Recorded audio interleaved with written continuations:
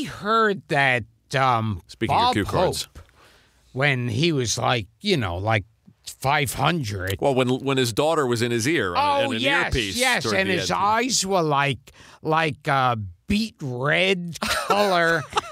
and I heard like the cue cards, like one letter would take up the side of a building. Did you ever see? I think that the YouTube has been scrubbed of the last couple of Bob Hope specials, but there's one. There's one where he's Jack Frost. Yes, I remember seeing that. Bless your heart for remembering that. I remember seeing that when it was on. It's terrifying. Yeah, and you can see it. It's on YouTube. Yeah, because he's obvious. He might as well be dead. There's no proof he's not dead. The way he looks like he's been dead for 5 years. Yeah. And he's dressed up in a Jack Frost outfit with and icicles. A pointed beard. He's got icicles hanging off of him. And a pointed hat with a ball on top. Yep. And she's Dolores is doing all the singing. Yes. And it is hard. And you could see if he is alive, he has no fucking idea of his own name. It's gold. Every now and then he says, "I'm Jack Frost." Oh, yeah. I'm Jack Frost. It's truly wonderful. It's like a Bob Hope puppet. I remember, I think Louis Anderson told me this story that Bob Hope, toward the end of his life, was there, and it's like where he'd look out the tops of his eyes, and he didn't know his name, whatever.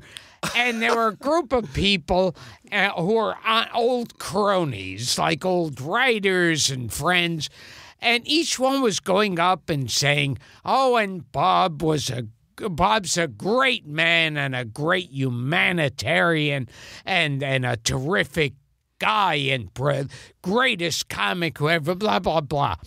And then one idiot in the crowd starts going, "Speech, speech."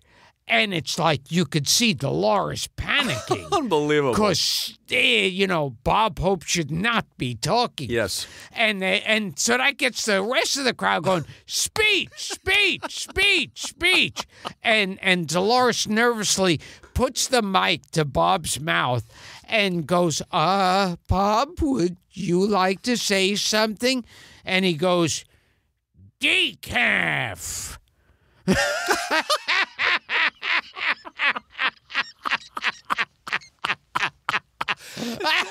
It's sort of like Karloff saying the one word as the monster. Antipasto. Antipasto.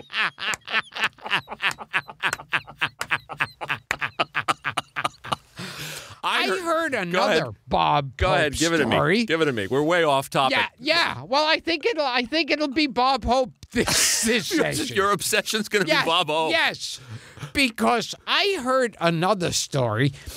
Of course, Bob Hope was he would take those girls to overseas. Uh-huh.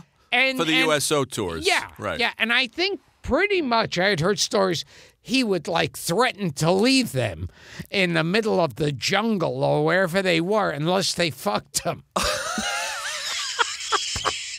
My story is not nearly as good as that.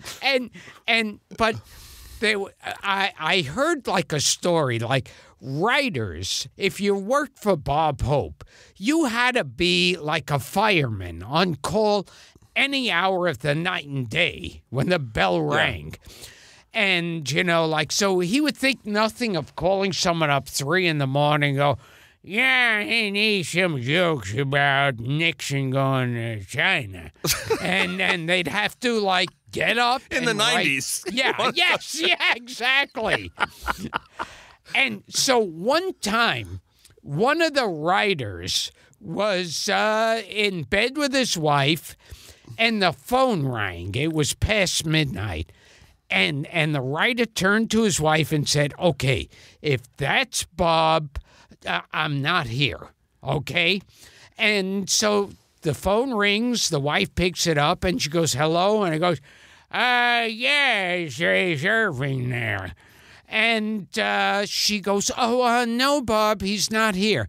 And he goes, well, you know where he's going?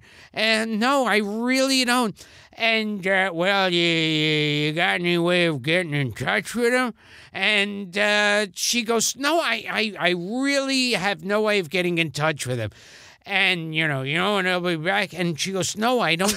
And then Hope goes, well, do you have any idea where he is? Yeah, you have any idea where he is right now? And she goes, well, Bob, he told me he was going to your house. And right on cue, Bob Hope goes, gee, I'm sorry, there he is now. He just walked in. Oh.